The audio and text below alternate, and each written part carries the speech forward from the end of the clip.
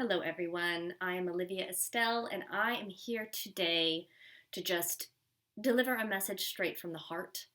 I have spent today in sessions and connecting with my guides and with the guides of my clients, and I really just felt led to have a little conversation off the cuff, put it out there, and see who resonates with it. So, what my guides wanted to talk about today were spirit guides. They wanted to talk about, my guides wanted to talk about guides.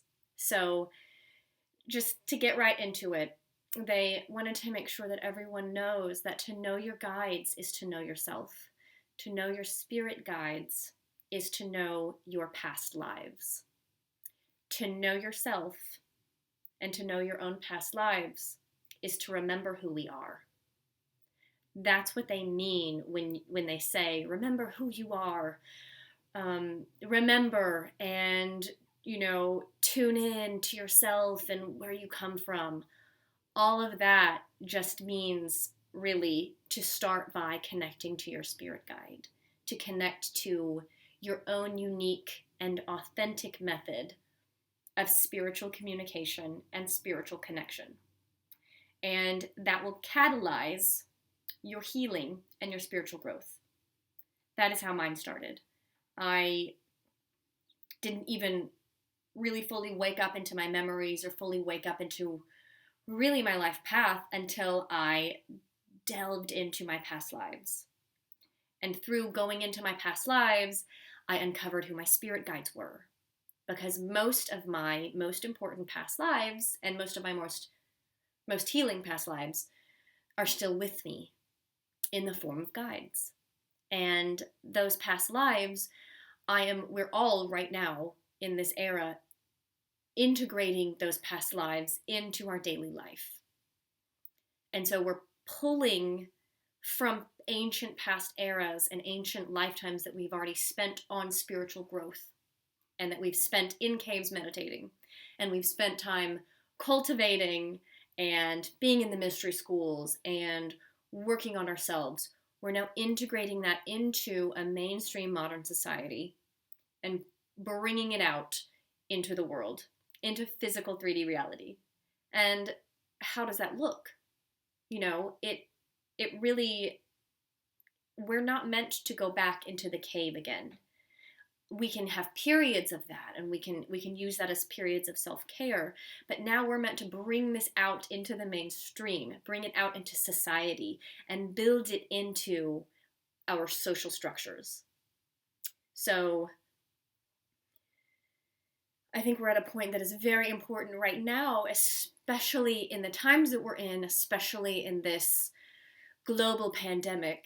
I think now is a beautiful time to go within, because we're all kind of being forced to go in, to stay inside. And so we can use this as a wonderful time to go inward. All the extra time that we might have, all the isolation that we might be feeling, all the fear we might be feeling, just might be forcing us to do this work. It might be forcing us to look inward. And we might be drawn, spending time doing things like books and movies. And we can really just use this time to connect with those genres of books and movies that we resonate with from a past life. I know one of my favorites to watch is Lord of the Rings. I love the Lord of the Rings elves. I love their depiction of that race. To me, it's a depiction of the Pleiadians, or the Inner Earth Venusian Pleiadians, because it gets a little confusing, or the Thuede Danann, if I'm pronouncing that right. And so that I love watching that because I can feel their journey, I can feel their struggles, and I understand how they felt in rising up and continuing to work on their ego, like in the scene with Galadriel, and then having to either mourn the passing into a new realm, which to me denoted inner earth, or perhaps a higher dimension. So that's just just an example of ways that we can use this time to connect with our past lives. What movies are you drawn to? What books? I know a client that is really drawn to Pirates of the Caribbean because they remember being a pirate, or, mermaid stories because of a deep connection to the elemental and the astral progression underwater, as well as the ET connection to dolphins and whales. So these are all just really cool ways that we can open up. We can use mainstream media and society, like TV and movies, to open up into our spiritual life and merge the two. And so really, my guides are just wanting to talk about how to use this time to connect deeply with your spirit guides. And the way that I do it is I like for it to be one of the first things I think about in the morning. I have my spirit guides come close, and sometimes I focus on them coming into my body and integrating. And I do that every morning that I remember with my higher self, as a means to lift my vibration, start my day that way, and integrate my higher self and my highest timelines to speed up my trajectory and my energy, and really connect to the heart and really connect to those higher emotional states. Because of my past and because of the trauma, higher emotional states are not my baseline. They have not been for as long as I can remember, and I have always thought that was normal. I had no idea that higher emotional states could become my baseline if I practiced. I just didn't know that. And so working with my spirit guides, and working particularly with the spirit guide that presents as my higher self, has helped me integrate higher emotional states of love, peace, joy, happiness, and holding it. Practice holding emotional states and taking it with me into Walmart. And practice taking it in, or anywhere I'm going, taking it in there with me and holding it until I leave. I mean, these are hard things to do. They are hard states to hold sometimes.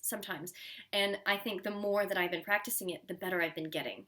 And I just really want to remind those of you, especially if you've had MK Ultra, especially if you've had, occult abuse, or if you just resonate with my information because you resonate with my psychic wounds, that you really just focus on holding higher states of emotion.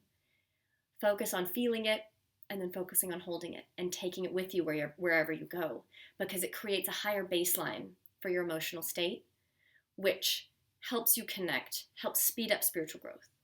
So they wanted to share that personal anecdote with you, as well as they also wanted to talk about those of you that are resonating with my work, and those of you that are watching and listening and are connecting with your guides and are wanting to connect deeper with your guides, and you're connecting maybe with mine or with my story.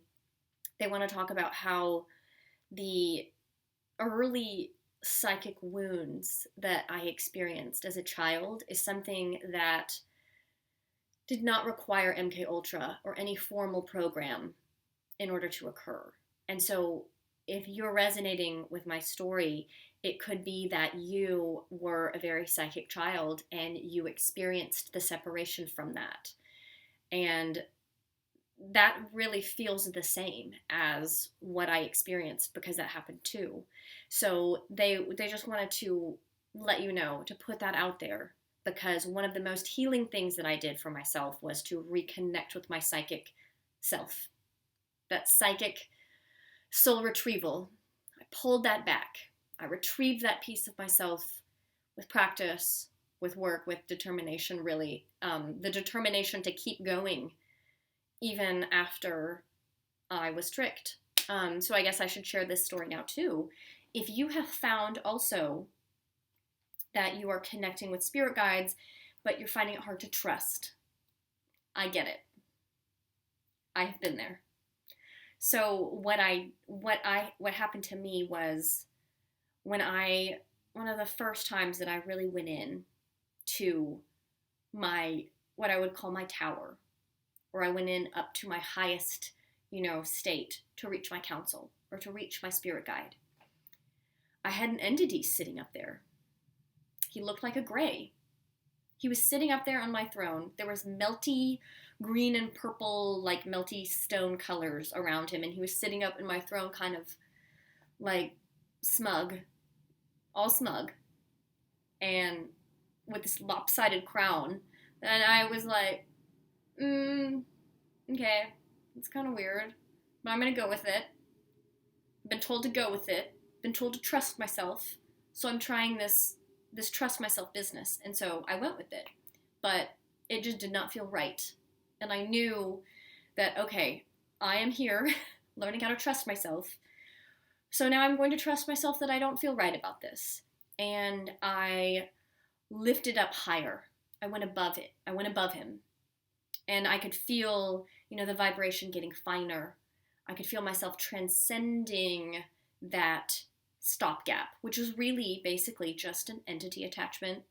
And they were hoping that I would accept him as a guide and I would listen to him. And I was, tricked at first. I thought that, okay, well, he's ugly, but I'm just being judgmental, and so that I had to work with that. I had to work with, my judgment. I had to work with trusting myself. I had to work with then deeper trusting myself that it didn't feel right, and try again. The hope was that I would be so disappointed by being tricked that I would never connect again, and that I would never try. Or that I would so just blindly accept him, like apparently I had been doing in order for him to sit up there. I would just blindly go along with, whatever synchronicities he was sending my way, which would be kind of false synchronicities, or just sending me down just the wrong road. And so by transcending him, by raising up higher and going to a finer density, a finer frequency, I essentially did a entity removal on myself. And it is my opinion that all entity removals are self-entity removals. I really think that it is pretty rare for someone else to come in and do an entity removal on someone else. I think that we do them ourselves. And I definitely think it's most effective if we do it ourselves. And so that was probably the biggest turning point in my spiritual growth when I self-exorcised something that had gotten in, from childhood, and was just posted up, blocking me. So basically, by transcending him, immediately I was flooded with my actual spirit guide, just right there up in my face. She was just so beautiful, and it felt so different and so light and so amazing, and her hair like floated behind her. Totally different experience than that smug little gray alien dude. And I was also kind of tricked because I was drawn to aliens, and because I was drawn to the idea of being open to all, races, all alien races, and that is great.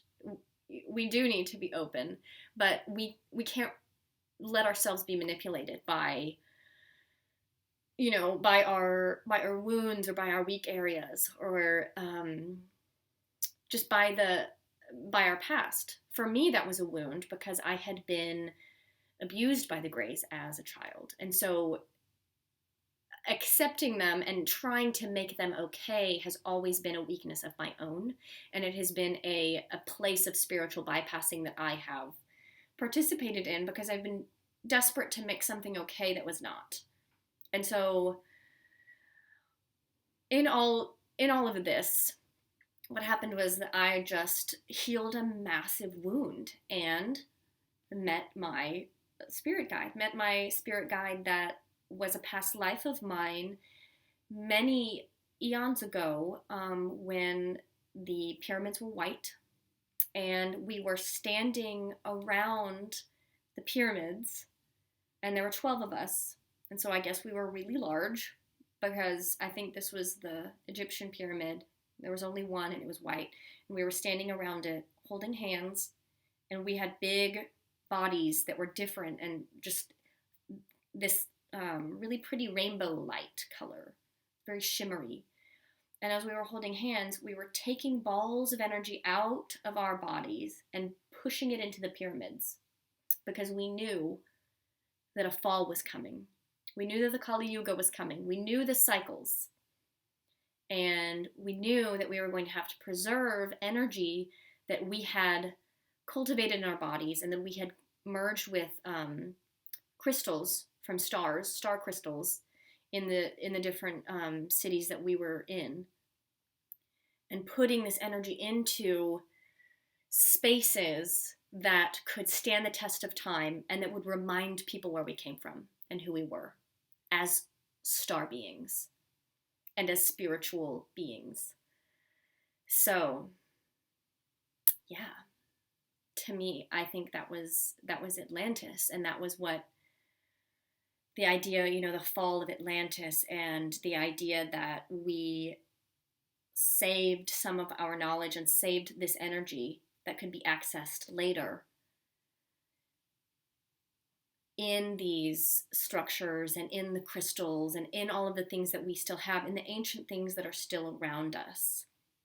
And I think going and traveling to these places is amazing, but I don't think we even have to. I think that we can access this. I mean, sometimes we can even just access it through pictures, or, this is why we can access things through movies, is because the telling of stories puts our spirits there. And that helps us access and unlock. It's like little keys, unlocking little compartments in our consciousness that we have closed down, or that has been closed down just in this, in this third dimensional incarnation. So, past lives, spirit guides, and just remembering who we are. And I hope that you will please comment or email me and just connect with either your experiences, that you connect with my story, or your experience with guides, or maybe even your experience of being tricked, because I think it's important that we all share our stories so that we know it's normal, and so that we know that these things just mean that we're doing the work and we're putting ourselves out there and we're taking that risk. So thank you for watching. And I hope you have a wonderful weekend. Hope you hang in there, and I hope to make some more videos soon, just off the cuff again, because this has been really fun, and connect, tell stories. Okay, thanks so much.